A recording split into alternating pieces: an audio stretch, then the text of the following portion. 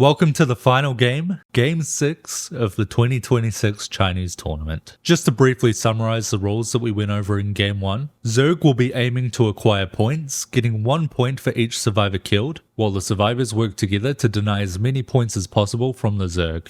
Along with that, we must pick a different class than any we've previously played. Today we are playing some Dark Templar, the only support I like playing because you can just ramp up and solo kill Zerg. We're not even coming close to doing that here. With a good team on my side, I opt to go for a true full support playstyle, and we'll see if that was the right choice or if I should have just gone for my usual game plan. Alright, we are here and we're about to play some DT in the final game of the tournament, and I am excited to watch this one back. This one I think was my favorite game. They banned Hammer Janara Prophet. I think, yeah, this has to be my favorite game from the tournament. My Zerg game, probably my second favorite. That one, I think, was just so well played by everyone in that game, I feel. Well, maybe except the Zerg, but you know, we all make mistakes. We all have a bad game. But it was such a highly competitive, tough game. All of these, though, have been so fun. They were so fun to play. I love playing these competitive games. Win or loss, I don't mind losing these games, right? It feels so satisfying to still lose them because it's like, it's so, well, it's difficult, right? And it's not through like the team does something stupid and it's like, oh well, unlucky. Like everyone is trying really hard. Oh my god, the rock micro for an extra dash? Are we gonna see it again? Yeah, this guy's the fucking best DD to ever do it. Oh, third dash incoming. I saw that attack on the rock.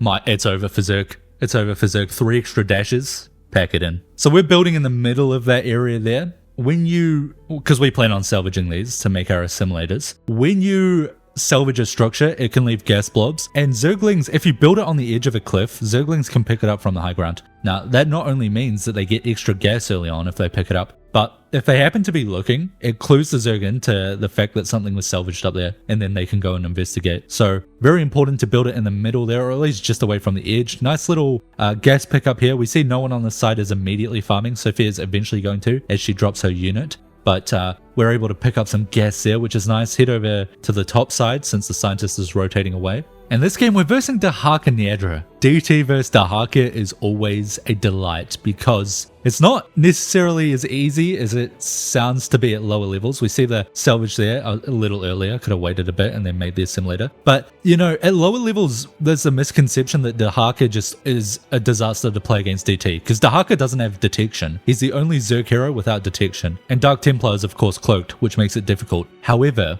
at high levels, and we'll see it this game, it is such a risk that Dark Templars will love to sit on top of a Dahaka. He can't see us, right? But Dahaka can make a lair, and he often early does to get early Hydras, and then can make an Overseer, which gets detection. And if Dark Templar is getting complacent, low upgrades sitting on top of Dahaka, which is often what you're going to aim for, we're trying to cut through creep here to get to this area ASAP. We're holding our skill point because we don't know what we want to go. Probably Storm or Cleave. We see that little rock trick again for the AoE.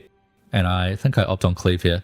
But what was I saying? Yeah, you can absolutely get into a position where you can get too complacent and Dahaka can risk or can like insta-kill you, and especially with pull as well. So he does have, Dark Templar has that upside of not being detected by Dahaka, and the downside of Dahaka does have good spells against DT.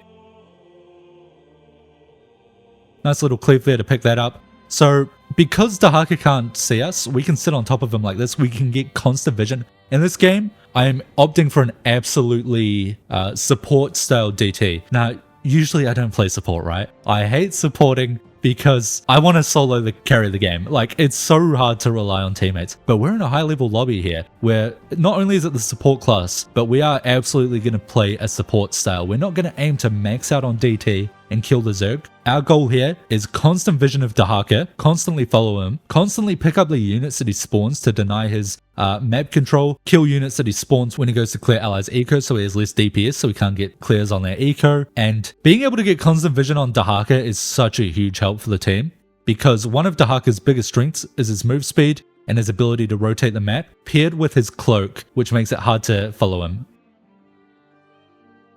We could have blocked him in there if I positioned a little better with that Warden. But those two things, the cloak and... oh my god. Let's skip past that. The cloak plus the move speed lets him get to eco so fast, and we are going to have to salvage this. It also means Yeah, I want that. Unfortunately, lag there makes it so hard to do dash plus or charge, the charge ability plus cleave. But yeah, Dahaka can usually get on top of eco so fast without being detected and then full wipe them. Or alternatively, he could also snipe ally heroes. So us being able to keep on top of him constantly is pretty much denies that from our team as long as they play well. Unfortunately, he doubles back here, is going to scout this eco. I'm going to be able to sit on top of it, get another cleave on his units. I'm very gas fed. Yeah, he's going for I have to get ready to blink, by the way. Okay, yeah. And I check his level there just as we get out of range. Call it out. He's level 2. That scan indicated he was wanting to pull me there and hope for a kill. He doesn't do it. I don't know why. Was he out of energy maybe? But that's a good example of how complacency can get you in trouble as DT. If we were fast with blink, it's not a problem. We still live, but we can see how situations like that, maybe if he had Hydras out or, I don't know, dash as well. If he were level 3, dash plus pull, and that's some extra damage. It can be a real risk for DT to just sit on top of a Dahaka. So currently, and I like that Warden's kind of doing the same game plan as we are. He's also following the Dahaka, which allows me a little bit of downtime or a little bit of time to relax, sit back, try and get some eco up. I'm going to defend this eco to just get myself off the ground. I still need some income. Mostly, like, I don't need to scale towards the end game. It's a nice option to have, but it's not the goal. I just need to scale enough to mostly be able to get a little bit of armor upgrades so I can live while on top of Dahaka and get enough to clear out Hydras and Roaches when they eventually get them. So I do need some minerals, and I'm just like pretty much going to get myself a few guaranteed assimilators here by defending it. Meanwhile, the Warden's able to follow him a bit. Sophia's throwing out her scans from a hero. Such good vision control of Dahaka and map control or awareness from our team when it comes to the Zerg. I'm getting armor here, 1 armor, because I want to, if Dahaka happens to come back towards me, I want to be prepared to sit on top of him. We do see still bot right. I should probably cancel the armor there and just go for more eco. But I guess because I'm kind of walking out here, I want to go towards that Dahaka. So I could have waited a bit, got another assimilator, some more eco, then went for it. But yeah, I want to head towards the Dahaka. I'm about to cannon this up. Making the forge for the upgrades also unlocks shield battery, which is nice. So I can reinforce this area a little bit, place a volatile shard, get some good defense going here. So I don't need my hero to defend it. And we are soon going to head towards that Dahaka as we now defend this area. It's not a huge amount of eco, only plus 20, but it'll be enough to help us scale a little bit, keep up with things. We see bot left scan, so we rush there ASAP. We'll be able to defend it. Paired with his units, we can take out any unit balls he sends down. Use that little corner trick to get in the low ground corner there. Place another volatile shard. Place a volatile shard with my DT. That'll give this area AoE at his eco without me having to be nearby. Will I make another eco spot? We did see Dahaka mid left. We see him here now. I'm able to activate the volatile shard. He's able to defend anyway because it's not too big of a ling ball. He does go for my eco, unfortunately, but now on bot left, I can set up another eco with this probe while I send my DT over. So we spent maybe 3 minutes where we weren't on the Dahaka, maybe 4 or something. Now we can get back to following the Dahaka. He has his overseers out as we see there, but we now have 1 armor. So I wouldn't say I'm safe, but I'm not going to automatically die. Like if I'm 0 armor, I just die if he scans me. So I need that 1 armor. So we're able to like body block him here a little bit. Cleave, that's a bad cleave. It is really hard to cleave on high ping, just because it comes out late. Like you click it and it's delayed. So maybe I should have gone Storm level 1. Either way, I do go Storm and Cleave, because I know I'm constantly going to be able to sit on top of Dahaka. Another bad Cleave. It's so hard to do on high ping. I'm not even disappointed at myself for this. Like it's just the limitation of playing on like 400, 500 ping. But yeah, I know I'm going to be able to sit on top of Dahaka constantly. This is bad. I have to blink out here, and I have to dash before he can pull me. He goes for the pull there. Does not get it. Unfortunately, I give up my eco for this to live. He doesn't full clear it though, so I can come back and place a pylon. I can't salvage it without it being powered by a pylon, unfortunately. But as I was saying, yeah, I can sit on top of Dahaka, use my AoE, kill everything he spawns with cleave and storms. Usually I would go like Shadow Fury level 3, which is the ability that makes you invincible and you send out like 4 or 5 hits. I'm confident enough, even on 500 ping, where I shouldn't need it for defense capabilities, and I definitely don't need it for offensive capabilities. I'm not pushing creep or anything. I'm not using it to clear his tier 2 units because I'm just going to auto attack them. I'm going to sit on top of them anyway. It's not like Kerrigan where I need to poke them to kill them because she has detection. He is now getting overseers, to be fair, but still, and it was especially for the early game, I wanted to make sure I could clear any lings he spawns. But we clear out that bot left area of all those units, reset our eco a little bit. The Sophia's able to set their eco back up, so we help control that side of the map. We now sit back on top of Dahaka, working together with this Warden, where we just follow him and clear out any units he spawns together. This also, him spinning there, allows me to conserve my energy, which is great, because my energy is very low. I can now walk back over to Dahaka, and I can't blink the probe down there, sadly. I'll be able to clear his units, once again keep vision of him. And because we're doing this, we're not just clearing his units from like controlling the side of the map, we're also like slowing him down so much, because he makes units, we clear them. He has to make more units and stay around there longer, we clear them. He has to make more units and keep, like, situations where he would usually make units and just leave. So he'd be able to clear the map like 3 or 4 times faster than if the Warden and I weren't just constantly fucking with him. And here we see the Warden fucking with him to an incredible degree by just body blocking him. No respect. We're clearing out these Hydras there, so he can't clear out that unit spawner from Sophia. So Sophia can keep up there. Pressure on that side of the map. Sophia's blocking him off from pathing through here. Like, and now, yeah, I get my void stasis. So now the units that he spawns, not only do we have effectively a third AoE, although this third AoE doesn't do damage, it stuns them. It also blocks the hunter from being able to move if we trap him in there. It saves our allies' units because they can't get attacked by the stunned units. We are just fucking support deluxe this game. This is one of the few games where I've had, well, you know what, like the games where I'm bronze, we have to watch out here as well. So does Warden. Those seers, I can't jump in there, and we don't have energy for the void stasis. I need to get my energy upgrade.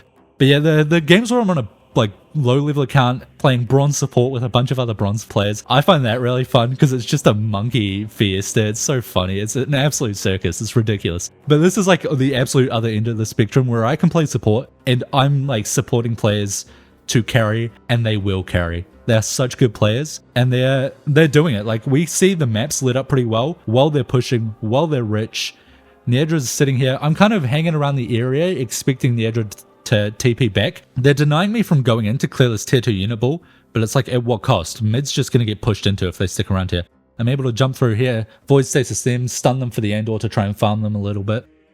Keep up our eco a little bit. I really should go for the energy upgrade. I'm way too energy stuffed here. Try and farm this a bit. Not really farm, but just kill it. I don't need the gas. The XP's nice, but I'm mostly doing it to stop them from, well, having pressure with their tier 2 units. I just want them out of the way for our teammates to not have to deal with them. Now, we head over here because Nedra's pushing this base. Again, at what cost? Their mid's getting cleared. They're getting pushed into. They have to either recall or they have to let this base go up. It's a tough spot for Zerg to be in. I don't know where Dahaka is. Is he mid defending? He may have got pinged, but I'm hanging around here. I want to void stasis this. I dash in void stasis it to reduce their damage. It does cost me a blink, but this is really making it difficult for them to push into this. I don't know. I'd say that blink was worth a void stasis. And now they're surrounded. I could storm here, but my team's AoEing well enough anyway. Okay, she TPs. I can run in, get a little poke off, clear some units. We do ping her last second as she recalls as well, which is nice because it follows her in Fog of War, so we know exactly where she recalled to. It's not like the biggest deal in the world. We know she recalled to creep to defend mid, but seeing exactly where she went towards mid does help my team reposition on creep a little bit, potentially. So we're keeping, along with the Elementalist's radar here, eyes on Dahaka. We can block him a bit, even though I don't have Blink or, what's it called? Shadow Fury. Or at least I'm confident enough where I feel safe. I think did I get upgrades yet? No, I think I'm working towards, I don't know actually. I am 2-2. Maybe I'm working towards 3 armor, 3-3 or something. I don't know. No, that would be too much. I was going to say, surely I got the energy upgrade at this point. I also need the attack and attack speed upgrade that's in the Shadow Council. I don't think I got that because I don't have it on a hotkey. So that's a mistake in my build order. I should get that. Again, I don't need eco. I can cut eco. Well, I need some eco. I can cut a lot of eco just to make sure my team's doing well. And here we know where Neadra is. We one-shot tumors, so we just push it back a bit. Not super impactful, but just helps my team know where the limits of creep is. And it just pushing back all these peripherals stops it from getting anywhere close to cutting off left side. So that leaves our team open to travel through that area pretty safely. But I want to head back towards base. I want to be prepared to be here if Zerg show up. I guess because Zerg run away, that's why I'm going heavy on eco. We do get that attack upgrade now, so now I should be able to... Oh, insta blink is good. Should be able to insta melt the... I think? The Hydras? Do I one-shot these? Oh my god, it's like art. Now, I am only 2 armor still, so I have to watch out. I thought that was my storm for a second. There's the Andor Archon. I was like, how the fuck? Not only how did I cast it that far, but also why would I cast it over there? I say I can escort him back, but the hunter left anyway. Yeah, Nedra leaves now. Overall, that was probably my most supportive support game I've played in a very, very long time. I do like playing support DT, but it's hard to get into a position where or at least where I'm expected to not, what am I saying? It's hard to not get into a position where I'm not expected to carry. That was a position where I didn't have to carry. My team absolutely could, and I could just keep eyes on Dahake, follow him, and clear everything out. It was very fun. And that was probably my favorite game of the tournament. And with the tournament concluded, with the points rallied up, we see Team B came in first place, absolutely dominating with 16 out of 16 possible points. Team C coming in third place with 2 points, leaving us, Team A, a second place with 3 points. This tournament was a lot of fun. It was nice to have a more team-centric rule set, a nice little change. And I just want to say, shouts outs to our boy Steven, our Glevig, who came in second place this tournament. That is technically a top 2 tournament Zerg game at the end of the day.